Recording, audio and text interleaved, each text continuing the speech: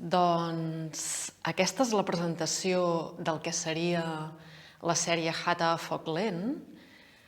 La idea d'aquesta pràctica és treballar d'una manera que ens ajudi a mantenir l'atenció constant en el cos i anar refinant la percepció, que són els principals objectius amb els que jo treballo durant la pràctica en general.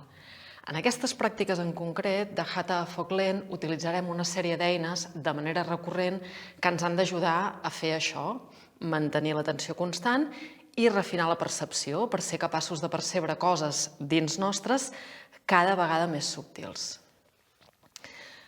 Eines que utilitzo per aconseguir aquests objectius en aquestes pràctiques que us proposo de Hatha a foc lent.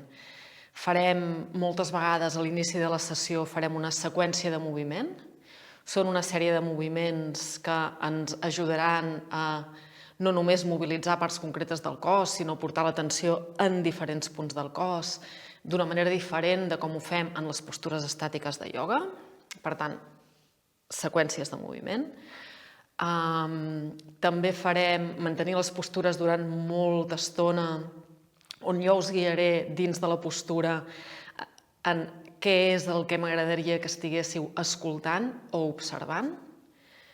D'altres vegades, mentre ens mantenim en una postura molta estona, aprofitarem per fer moviments molt petits, moure petites coses dins de la postura, també amb l'objectiu no només de crear mobilitat i de no quedar-nos bloquejats en la postura i, per tant, connectar amb la vitalitat en el cos, que és essencial a poder tenir experiències de ioga, sinó també a anar refinant la percepció en punts concrets del cos en una postura determinada. Farem també treball energètic dins de postures. Ens posarem en una postura i començarem a moure l'energia, la respiració d'una manera determinada dins del cos.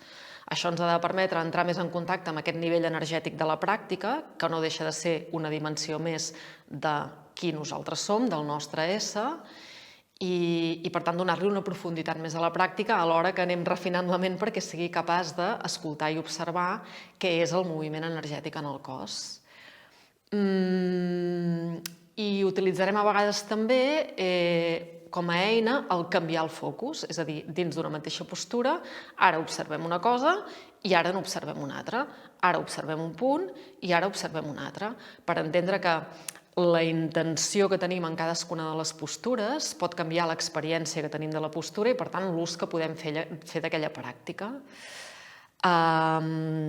Doncs res, espero que aquestes pràctiques de Hatha a foc lent us ajudin a ser capaços de mantenir l'atenció de manera constant dins del cos, per tant, cultivar la mirada interior i, mica en mica, anar refinant més la vostra percepció, és a dir, afinant aquesta capacitat de la ment d'observar estímuls interns per sentir estímuls cada vegada més subtils, més vibracionals i, per tant, portar la vostra pràctica a una nova dimensió més profunda.